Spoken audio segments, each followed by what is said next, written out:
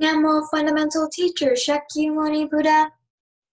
Namo Fundamental Teacher Shakyamuni Buddha. Namo Fundamental Teacher Shakyamuni Buddha. My name is Hailing Ngo, and today's story is The Curse of Mittavinda, Chapter 1, Jealousy.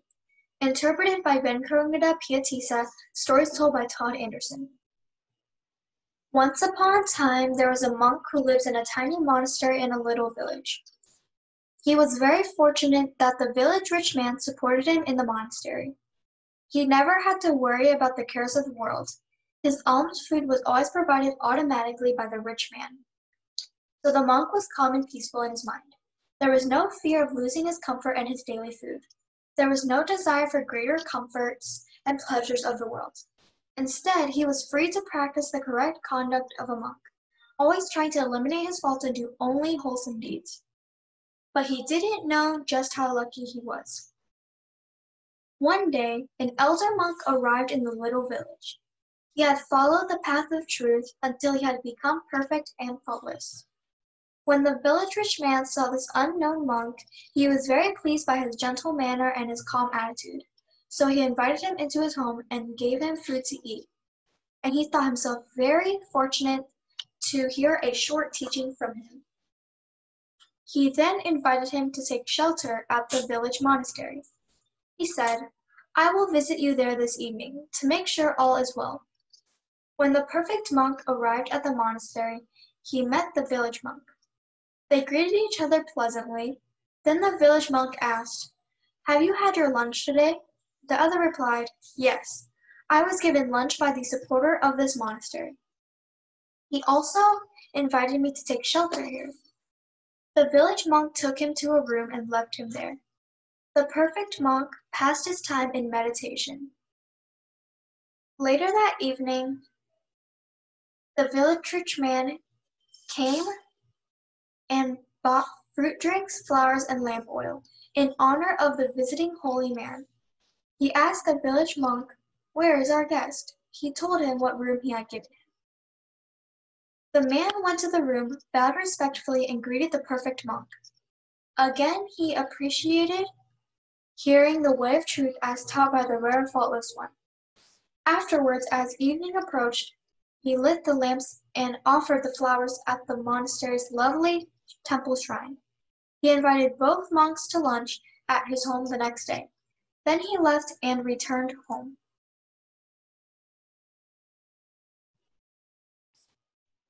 In the evening, a terrible thing happened. The village monk who had been so contented allowed the poison of jealousy to creep into his mind. He thought, "The village rich man has made it easy for me here. He provides shelter each night and fills my belly once a day. But I am afraid this will change because he respects the new monk so highly. If he remains in this monastery, my supporter may stop caring for me. Therefore, I must make sure the new monk does not stay. But I'm afraid this will change because he respects the new monk so highly." Thinking in this way, he lost his former mental calm. His mind became disturbed due to his jealousy. The fear of losing his comfort and his daily food, this led to the added mental pain of resentment against the perfect monk. He began plotting and scheming to get rid of him. Late that night, was the custom, the monks met together to end the day. The perfect monk spoke in his usual way, but the village monk would not speak to him at all. So the wise monk understood that he was jealous and resentful.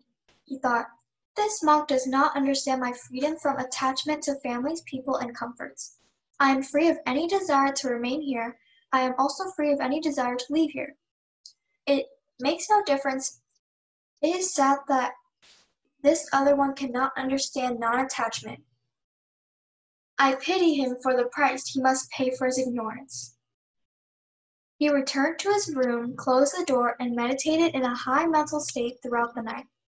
The next day, when it was time to go collect alms food from the supporter of the monastery, the village monk rang the temple gong, but he rang it by tapping it lightly with his fingernail. Even the birds in the temple courtyard could not hear the tiny sound. Then he went to the visiting monk's room and knocked on the door, but again he only tapped lightly with his fingernail. Even the little mice inside the walls could not hear the silent tapping. Having done his cautious duty in such a tricky way, he went to the rich man's home. The man bowed respectfully to the monk. This took his alms bowl and asked, "Where is the new monk, our visitor?" The village monk replied, "I have not seen him. I rang the gong, I knocked at his door, but he did not appear. Perhaps he was not used to such rich food as you gave him yesterday. Perhaps he is still asleep, busily digesting, dreaming of his next feast. Perhaps this is the kind of monk who pleases you so much." Meanwhile, back at the monastery, the perfect monk awoke. He cleaned himself and put on his robe. Then he calmly departed to collect alms food wherever he happened to find it. The rich man fed the village monk the richest of food. It was delicious and sweet, made from rice, milk, butter, sugar, and honey. When the monk had eaten his fill, the man took his bowl, scrubbed it clean, and sweetened it with perfumed water. He cleaned it up again with the same wonderful food. He gave it back to the monk, saying, "Honorable monk, our holy visitor must be worn out from traveling. Please, my humble alms food to him." Saying nothing, he accepted the generous gift from other. By now, the village rich monk's mind was trapped by its own jealous scheming. He thought, "If that other monk eats this fantastic meal, even if I grabbed him by the throat and kicked him out, he would still never leave. I must secretly get rid of his alms food. But if I give it to a stranger, it will become known and talked about. If I give it away and throw it in a pond, the butter will float on the surface and be discovered. If I throw it away on the ground, crows will come from miles around to feast on it. And that would be too noticed. So how can I get rid of it?" Then he saw a field that just had been burned by farmers to enrich the soil. It was covered with hot glowing coals, so he threw the rich man's generous gift on the coals. The alms food burned up without a trace, and it went with his peace of mind.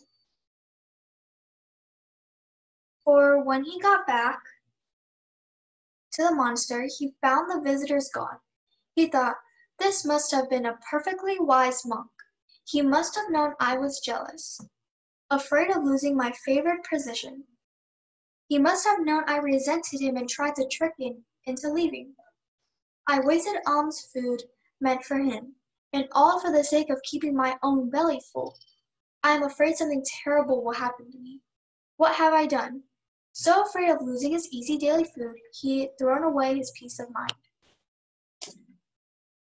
For the rest of his life, the rich man continued to support him, but his mind was filled with torment and suffering. He felt doomed like a walking, starving zombie or a living, hungry ghost. When he died, his torment continued, for he was reborn in a hell world where he suffered for hundreds of thousands of years. Finally, there too he died, as all beings must, but the results of his past actions were only partly completed. So he was reborn as a demon, 500 times.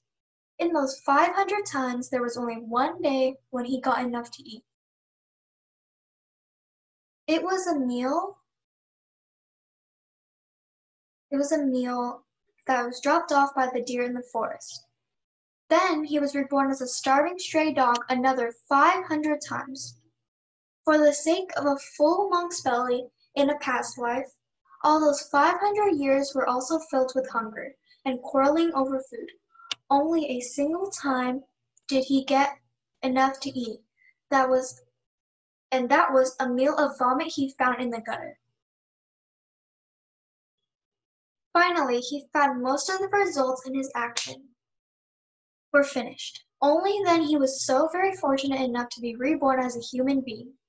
He was born into the poorest of the poor beggar families in the city of Kasi in northern India. He was given the name Mittavinda.